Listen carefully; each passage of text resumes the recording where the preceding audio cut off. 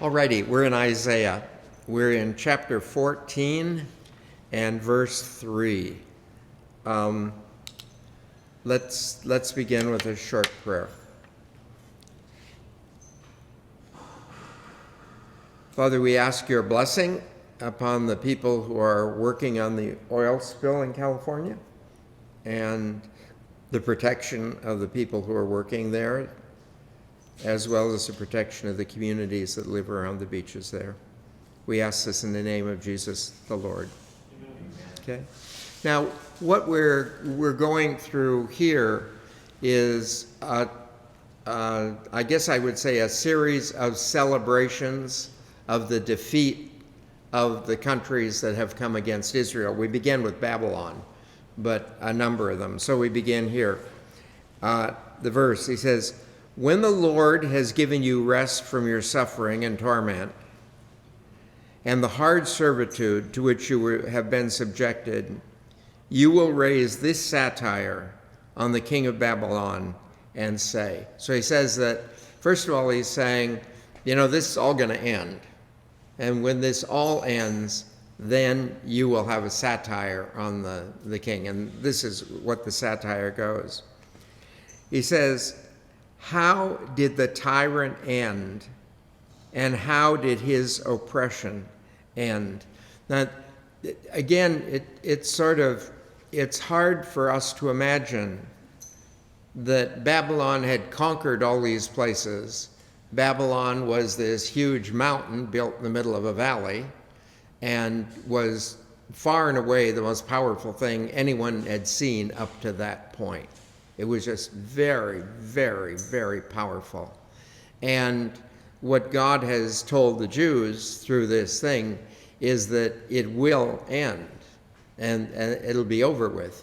And I think, it's almost impossible to imagine something so powerful and then it ending.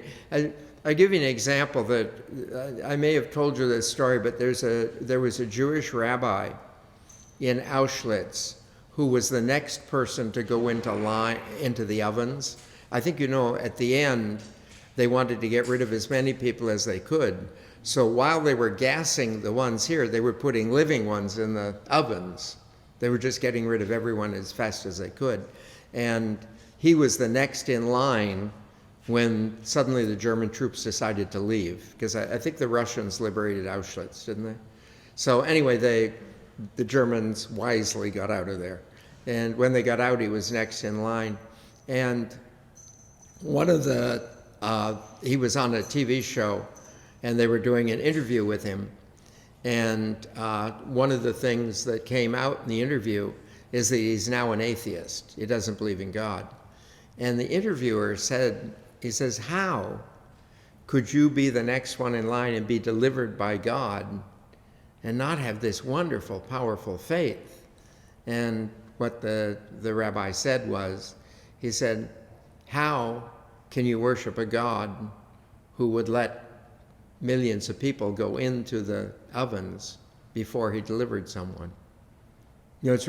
I thought it was a very insightful thing. You look at it. But what you're really seeing in him is when you have such a powerful thing and it has all this authority, and the people in the camps, a lot of them had no idea that the war was coming their direction. And that when the camps were abandoned, I think one of the camps, it was 4 days the people didn't leave their houses, even though the Germans were all gone. They didn't know the Germans were gone, and they weren't going to leave till they were told to come out to be counted or whatever it was. And I think sometimes an oppression can be so horrible that when it's over, you still live under the oppression. You don't get away from that. We find that a lot in cases of sexual abuse, that, they live as a sexually abused person for their whole life, even though they're safe now and away from it and this sort of thing. And so it's very difficult for these people to comprehend that this can actually happen. So they're asking, how could it happen? And he says, the Lord has broken the staff of the wicked, the scepter of the rulers, striking the peoples in his fury. So he said that the destruction of this has come about from God. Now, we know historically that the way God did it was through Cyrus coming out of Persia. But we know that's how God did it. But the thing is that it's done by God, and because God is above everything, if God decides your reign is over, it's over. If God decides your reign goes on, it goes on. But this idea that God, in the history of the Jews, they have records, like the Exodus, they have strong records in their history where God has acted emphatically for them at a particular time. And emphatically, dramatically. And things changed overnight. One day you're a slave, the next day you're free. He says, striking the peoples in his fury, striking without ceasing, mastering peoples in his anger, a persecution without end. And so as the Babylonians were watching the Persians come, the Persians were not good to the Babylonians when they took over. They were very good to the people who were enslaved there because they wanted those people to be loyal to the Persians afterwards. But the Persians had no mercy on the Babylonians, nor did the people who had been enslaved there under the Babylonians. So for the Babylonians, it was an exact reverse, like the persecution was going on. I don't know if you've ever read this about or know about this, but when the church was given its freedom under Constantine, one of the things that happened was just kind of a shift.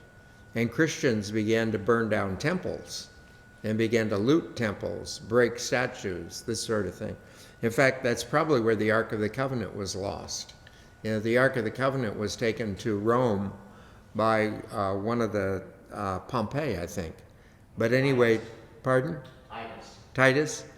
Oh, it's on the column of Titus, yeah. And so they brought it to Rome, and where they would put it, obviously, was in the temple of Mars, because Mars was the god of war, so they honored that god by bringing back some of what they took from these different places. And at one of the great Christian riots, they went through the temples and they dumped everything in the Tiber. And so if the Ark of the Covenant was there, it was dumped in the Tiber at that time. And they just, they did not know that time that the area was pretty Christian, and they didn't know what it was. They just knew that it, was something in the temple of Mars. So this went on. He says, the whole world is calm and at rest, resounding with shouts of joy. And the idea is that the world then, there's peace outside this, but this is going on in Babylon now. And the world is delighted to see it happen because the danger that threatens it is gone. And you saw something very similar take place at the fall of the Soviet Union in the different satellite countries, It was amazing how quick they got rid of the communist leaders in those places. And so he says, the cypresses rejoice at your fate. The cedars of Lebanon sang, now that you've been laid low, no one comes to cut us down. And again, the idea is the cedars of Lebanon represent the people and stuff in Lebanon, that they no longer have that enemy that could come and conquer them.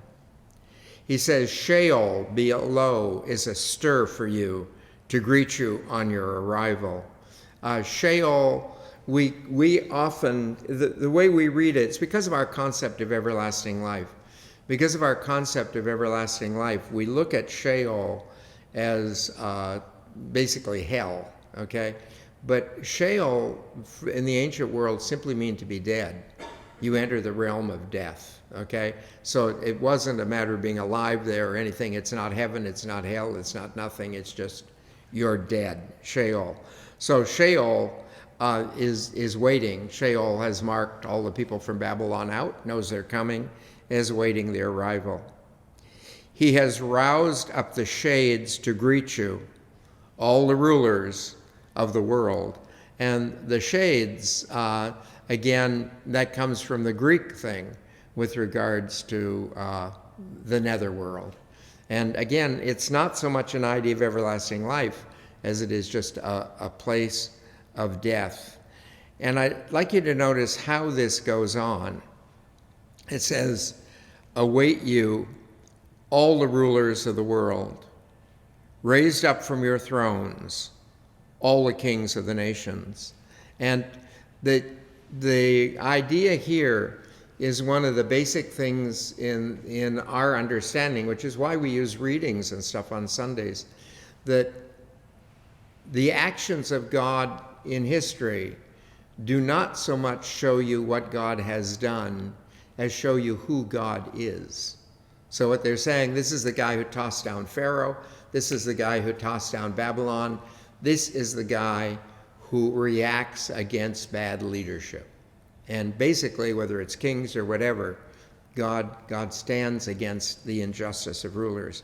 And I think you know, if you looked at the targets of God, the targets of God through the scriptures are essentially authorities.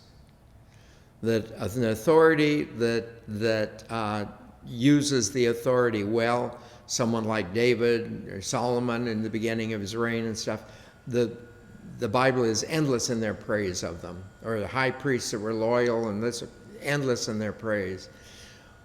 But the leaders who abuse their leadership are the primary targets of God, whether they're political or religious or whatever, and the whole thing. And it's like this, power corrupts. It's amazing how many people who seem to be really decent in the whole thing, sort of once they get that kind of power, it's strange what happens to them. But the thing to know is that God stands against that. He says, they will all greet you with the words, you too are now as weak as we are. And the concept here is that the king of Babylon fallen, Pharaoh in Egypt, these people, they're just waiting there and are watching these kings who think they're so important come in one by one. You just see a procession of these very important people, and they're welcoming them. This is now, you're just as weak as we are, just as weak as we are. You have become like us. Your pride has been flung down to Sheol with the music of your lyres. Under you, a mattress of maggots. Okay, so the body's destroyed, and they're sent off here. Worms are your blanket. How did you fall from the heavens, day star, son of the dawn? The day star, I think is the what do you call it? It's the first star you see in the evening, and the last star you see in the morning. And so in the evening, it's the announcer of the end of day, and in the morning, it's the announcer of the beginning of day, and they call it the day star. And he says that this idea of son of dawn is a reference to the star, but it apparently appears to be also a reference to the king of Babylon. It was one of their titles, that this idea of being so very important. How were you thrown to the ground, you who laid low nations? And the thing that is interesting, you'd watch this with the Soviet Union, you'd watch this with England, that as a nation, that what manifests power to a nation is the ability to acquire other land and other nations, okay? I remember when the president was trying to buy Iceland, was it, or Greenland, trying to buy Greenland from Denmark. That it's just the idea that acquiring land, to have acquired more land, is a thing. And yet when you watch these people, it is the acquiring of these that ultimately destroys them, because you're stretched thinner and thinner over more and more to try and hold it. And so the British Empire basically ended as all these countries began to get their independence from England. And You can go down, if you study the dates, at a certain point it begins, and like a nation, it is out of the authority of England every year. And they just go right down the list. I think India started it, but it just went right down the list. And the same thing, the Soviet Union, there were so many nations that they had that had so many more people and so powerful nations and everything, and ultimately they can't maintain it. So what they see as building their authority or building their power is actually laying the foundation of their destruction. He says, you used to think of yourself, I shall scale the heavens, higher than the very stars of God, I will set my throne. Okay? The idea is that you thought you were so great, so powerful, and then you're gone.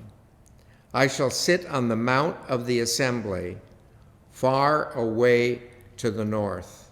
And the idea is the image of the earth, and the north being the top. And so he sits over all the earth, the power. He says, I shall climb high above the clouds. I shall become like the Most High. And that, of course, is the ultimate flaw. You begin to compete with God, that I ultimately am greater than God.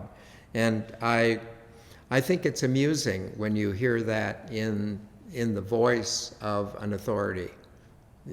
Oftentimes you can hear hints of that in the way they speak. We had a good example in the United States, but you can hear hints of, I'm greater than God, basically, He says, now you have been flung down to Sheol, into the farthest reaches of the abyss. And seeing you, they will stare and reflect. And the idea here, and I don't think this happens, but as people rise in authority, you think they would reflect on what happens to others who abuse their authority. Like, for instance, if you are in your authority and use your authority very well, even if you lose your authority, you're welcomed into the community. But if I'm an authority and I use my powers maliciously or viciously, I can't very well go back into that community once my authority's gone. I'm really destroyed. He says, is the one who made the world tremble, who made kingdoms, is this the one who made the world tremble, who made kingdoms shake with fear? And I guess an image that would be in my mind with regards to this would be something like the execution of Eichmann. Or another example of the same thing was the execution of Saddam Hussein. That, they seem to have such authority and such power and everything, and then suddenly there's nothing. He made the world a desert, destroying its cities, never letting his prisoners go home. Remember, they were enslaved. At the end of the war, they didn't go back. They went off as slaves. The kings of nations, all of them, lie honorably, each in his own tomb. But you have been cast out of your tomb like loathsome carrion, covered over by the slain, those pierced by the sword, who fall into the depths of the abyss. And again, these kings, when they're conquered, don't get the great burial. They don't have the monuments or anything. Their bodies are tossed and destroyed. So he says, you will not rejoin them in the tomb. And this is sort of the Egyptian thing. Remember the Egyptians, that when you as Pharaoh died and were embalmed and all this sort of thing, then you entered this community of pharaohs, that's where you went. And he says, but you're not going to rejoin them in the tomb. You have ruined your land, you've slain your people. And notice the thing of authority, you have ruined your land. In the things that he was doing, he ultimately ruined his own land, and you have slain your own people. And again, I'd go to the end of the Second World War. What did he do for Germany?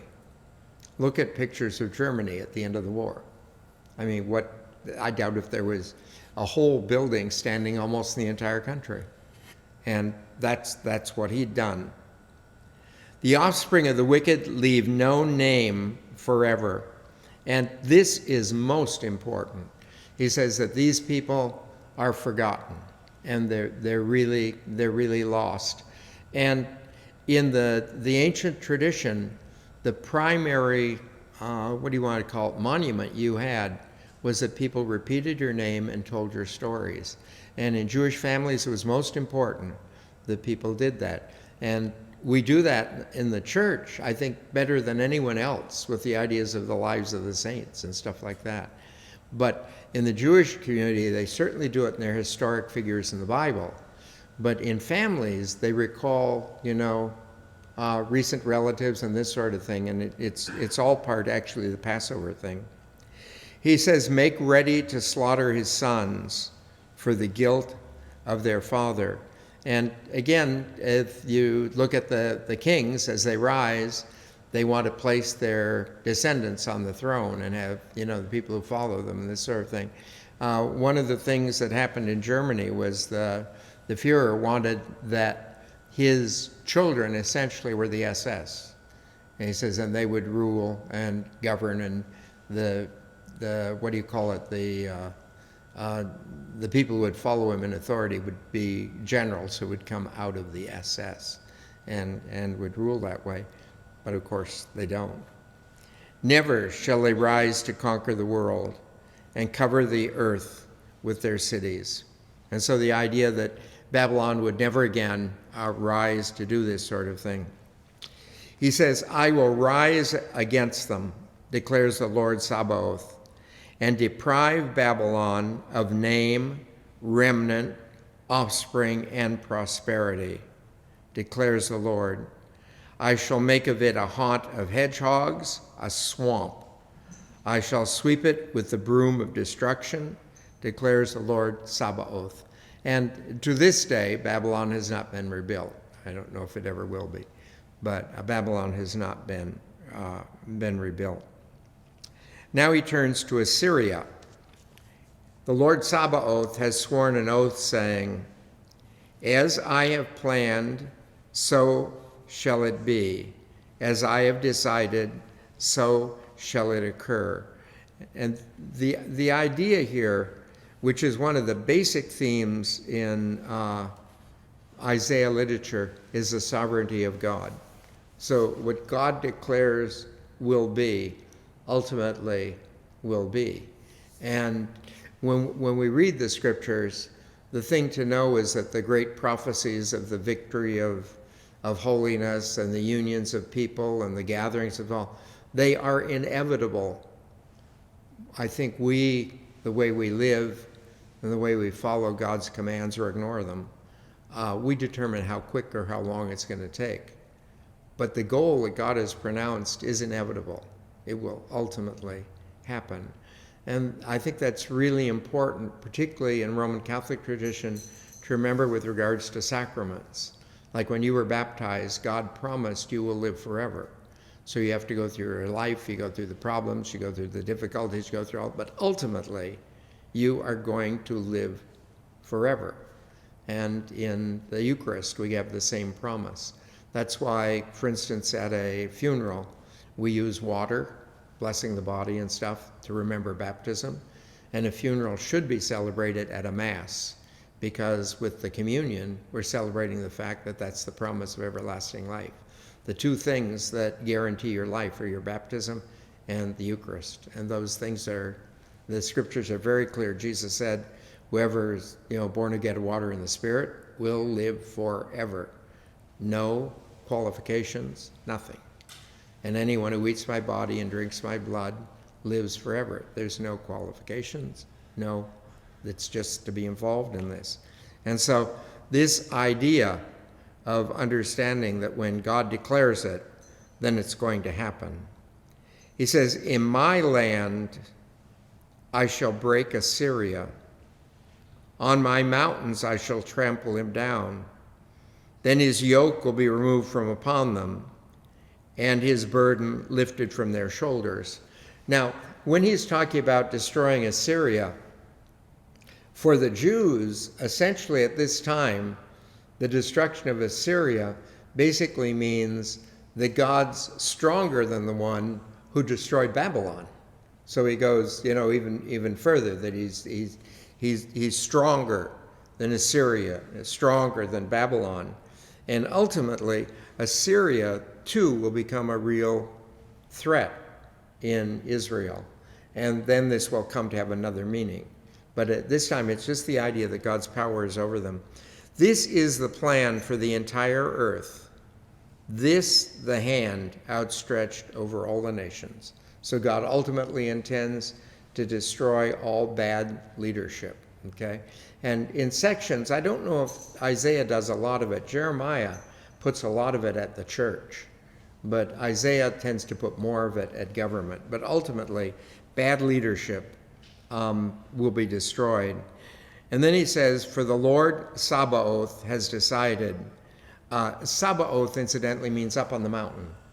And it is a symbol of authority. So Yahweh Sabaoth has decided. If he's decided, who can stop him? His hand is stretched out. Who shall turn it back? And there are a couple of passages in the scriptures where God speaks through the prophets and says that no one stops me, that what I decide to do will be done and no one can countermand it in any way. So, in the year King Ahaz died, this was the proclamation. Now, this is the proclamation against the Philistines, okay? I told you that these were done at different times and that just assembled.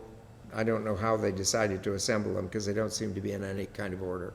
But the Philistines, remember, they cover the coast of the Holy Land.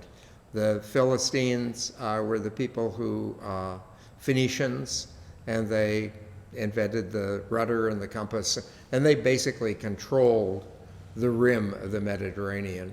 So that Israel is in the Jordan Valley, but the beaches basically were Philistines.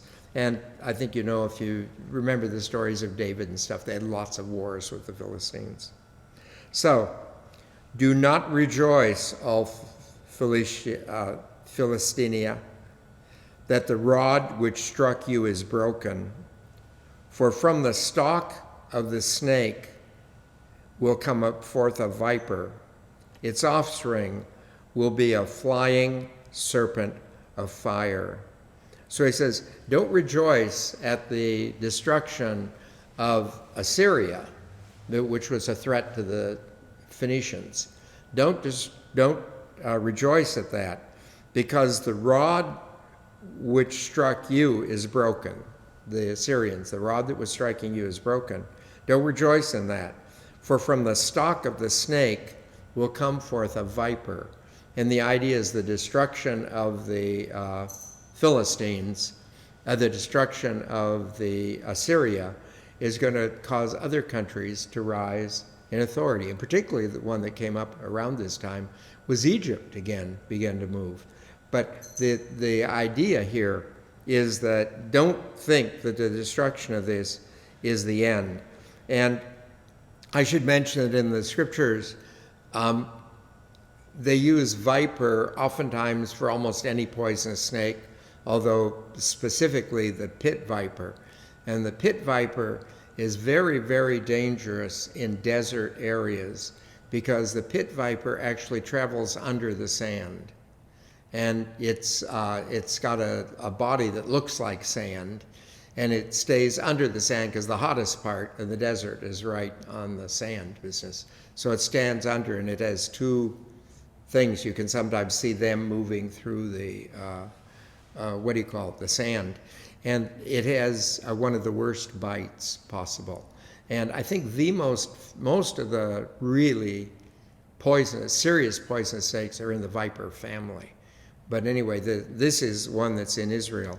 So the snake, it would be like you kill a non-poisonous snake and it ends up a poisonous one replaces it. That's what's going to happen. Its offspring will be the flying serpent of fire. And the flying serpent of fire is a reference to what happened to the Jews in the desert. In the desert one time they were complaining, and God sent them a plague of vipers. And the vipers, bit the people, and the people who were bit died. And it's a very, it feels like fire. That I probably about a week ago, I was bit by a black widow, and it happened in the middle of the night. And I felt like someone had heated a needle and stuck it in me. And so I slapped it. I couldn't see anything, and I went back to sleep. In the morning, I found it was a black widow. But the viper has this really, really strong burning thing. I'll tell you a story about the vipers.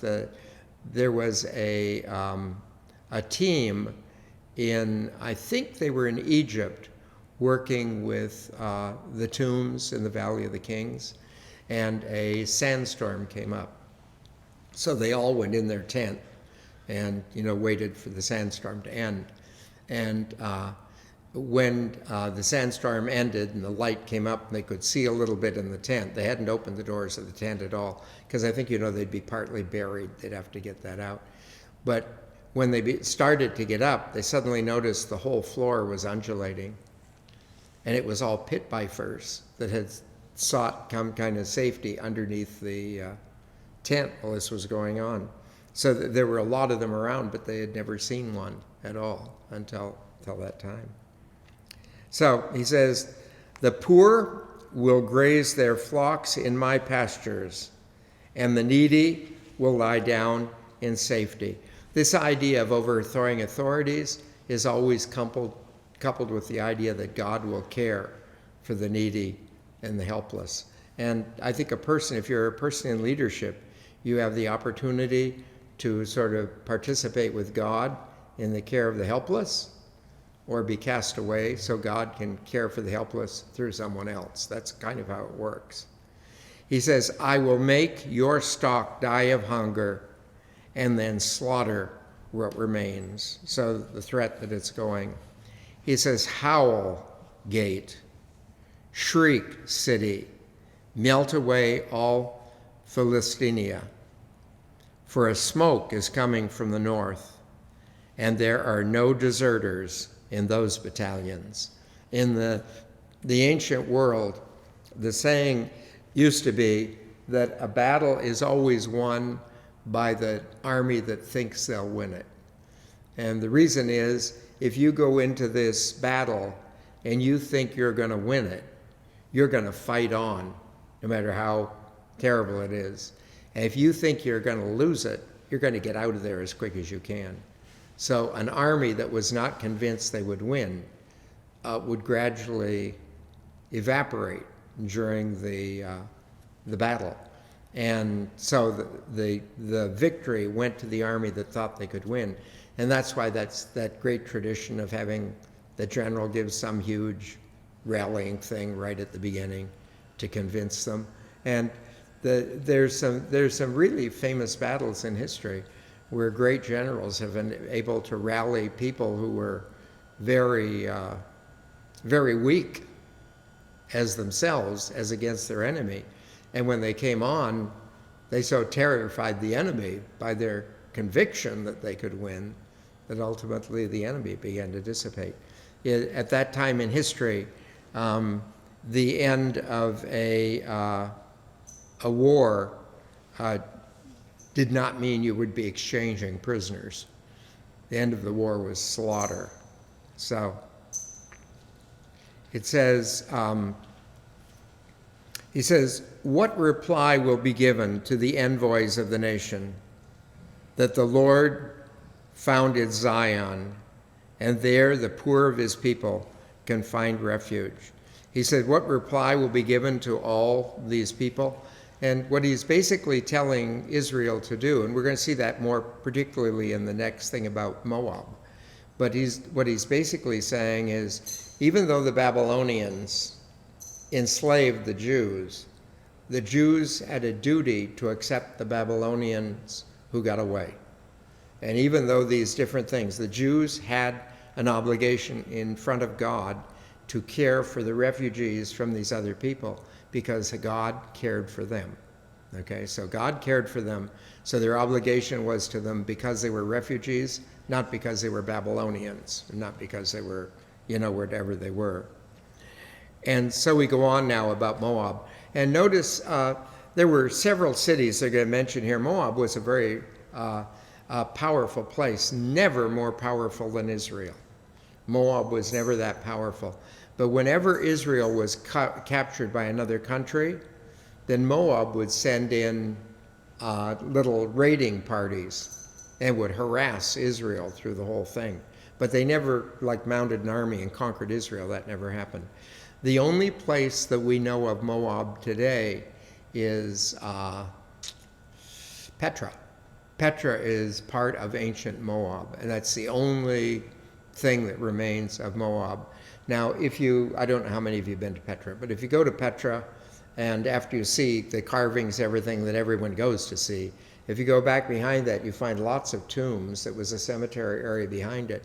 And then you can find little buildings and stuff way off in the desert, so that it was a huge city there at one time. But anyway, and the most famous person from Moab was Ruth. Ruth was a priestess in Moab, and she joined Israel and ultimately got the highest honor that Israel could bestow on anyone. She became one of the ancestors of Jesus. So, proclamation about Moab. Laid waste in a night, ere Moab is silent.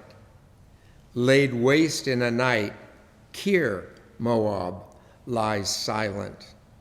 And these refer to two areas in Moab, and they were conquered.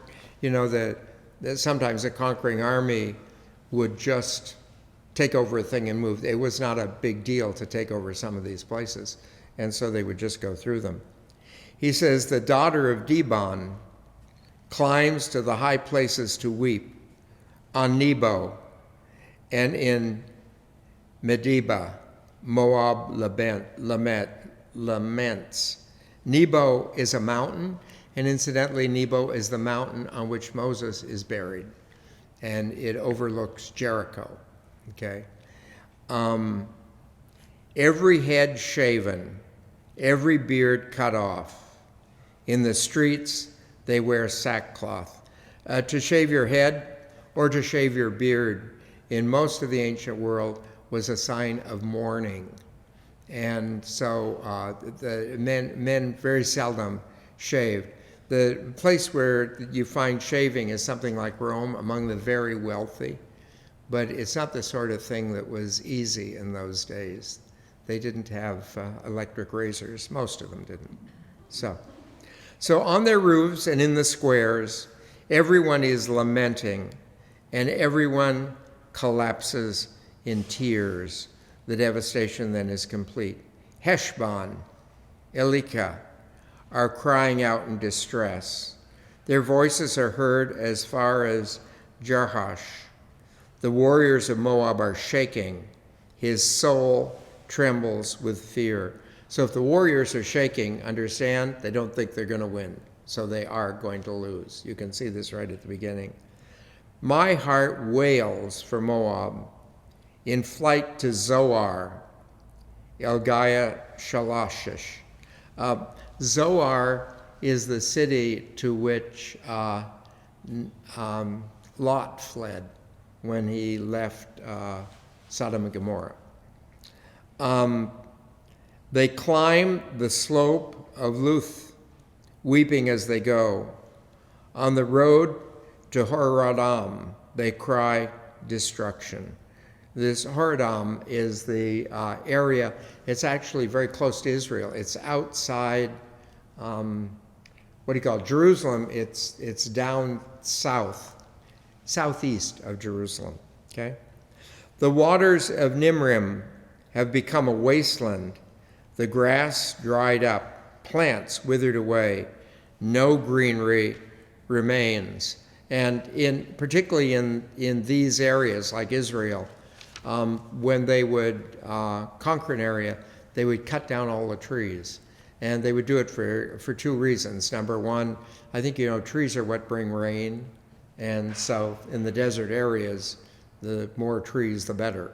But they would take them down, and oftentimes they needed the wood in order to have campfires for the army and to build siege machines that would go up against the thing. So anyway, they took down the trees. When the Ottomans were in charge, taxation on land was entirely the amount of trees on the land. You paid tax according to the amount of trees. Okay. It says, therefore, they're carrying their supplies and their resources across the ravine of the willows. We aren't really sure where that is, but it means that the people who can in the Philistine area are fleeing out of there with, what they can carry. He says, for the cry for help fills all the territory of Moab. Now remember, we're talking about the destruction here of the Philistines, and they're saying that it's even heard in Moab. Now remember, we have the Philistines, then we have the Jews, and then we have Moab. So the Philistines are being conquered. It's heard clear into Moab.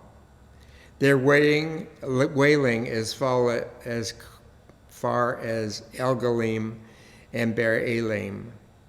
The waters of Dibon are full of blood, and for Dibon I have much worse in store. A lion for the survivors of Moab, for those left on its soil. So Dibon, which is one of the cities, is one of the cities, and he says, I have worse in store. A lion, that means something's going to be there to destroy whoever survives this particular thing. And now we go on to the Moabites. It says, send the lamb to be the ruler of the land, from Selah by the desert to the mountains of the daughter of Zion. For like a fluttering bird, like nestings cast out, are the women of Moab on the fords of the Arnon. The Arnon's a river there that you cross relatively easy, but it's a tributary of the Jordan. The thing that's going on here now is we're talking about these refugees again, and the refugees that come out, the Jews are to take in. So we're going on. It says, hold a council, make a decision. In full daylight, make your shade as if it were night. Hide the outcasts. Do not revile the fugitive. Let those who've been driven out of Moab come and live with you. And again, when you read, we've had ample time to talk about this, but when you read the scriptures, the great care in Israel is for widows and orphans, because they have no standing. Well, the next group that has no standing is aliens. So that if you're a Jew, you would have some standing in the land, but a non-Jew, you didn't have any standing at all. So these are the people who most need to be protected, the people who don't have any standing by the law. Be their refuge from the devastator.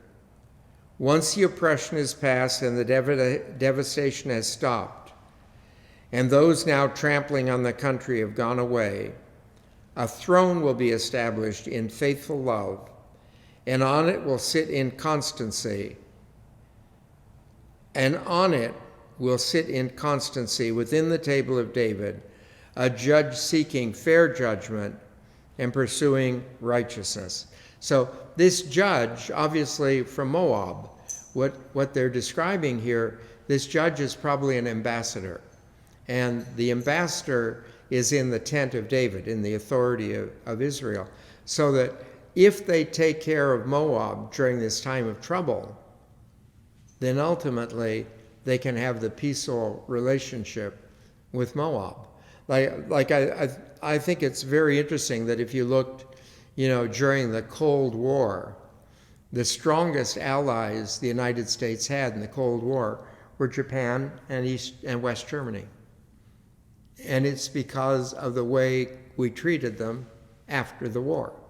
That after the war, they became allies and worked. And I still think in Asia, our strongest ally is Japan. And I think in Europe, our strongest ally is today Germany. It's a very strong country. He says, we've heard about Moab's pride, how very proud it is. Its arrogance, its pride, its rage, its bravado. It will come to nothing. Okay? So once all of this is destroyed and the country is broken, then it's your duty to take care of them and to save them. And so Moab is wailing for Moab, all of them wailing. For the raisin cakes of Kir Hareshesh, you mourn, stricken with grief. These raisin cakes, what they would do is dry raisins, and they put them in a mold, press them tight. I think if you have a box of raisins, they're all stuck together. But you put them really tight in the, the frame, and you make a cake out of it. And then once you do that, you pour in a little alcohol, and it causes the raisins to ferment. And so they made these cakes. And these cakes, they would use them in Israel, oftentimes as part of a party or one thing or another. But in Moab, they were a religious thing. They had to do with communion with their God. And so this idea of wailing for these cakes with Moab was different than it was in Israel. For Heshbon's vineyards are withering, the vine of Silmah, whose red grapes used to overcome the overlords of the nations. Moab, at a set time in history, was internationally famous for their wines. The places that really became famous for wine were Greece and Moab in the ancient world. They did wonderful wines. And these grapes used to overcome the lords of the nations, had to do with getting drunk. It used to reach Jazer and wound its way into the desert. Its shoots grew so numerous they spread out across the sea. So I weep as Jazer weeps. And this idea, now they're compared this conqueror to a vine that actually spreads its authority through the whole world. For the vine of Shimba, I drench you with my tears. Heshbon, Elja, for over your harvest and vintage, the cheering has died away. Joy and gladness have vanished from the orchards. And remember, in the ancient world, that there were only two basic celebrations. There were harvest celebrations and there were wedding celebrations, and that was their big thing. So with the destruction of the vineyards and all this sort of stuff, then this one is lost. No more revelry in the vineyards. No more happy shouting. No more the trender trends the vine in the presses. The cheering has ceased. So my whole being quivers like harp strings for Moab. And you see that God, through this whole thing, while he talks about the destruction of Moab, he speaks of sympathy. He says, my heart quivers for the destruction. Admittedly, they brought on themselves, but his heart quivers for the destruction. My very heart for Kir Hares. When Moab presents itself, wearing itself out on the high places, and goes to its holy place to pray, it will not succeed. Okay? So he's describing the destruction, that the Jews would take care of it. And now as this destruction is coming on, Moab is seeking in the practice of their religion to get God to help them. And he says, it will not succeed. They're going to be destroyed. Okay, we'll pick it up here next week. It's 16:13. And we'll see if there are any questions. Didn't you say next week there is? Oh, there's no class next week. You'll have to pick it up on your own.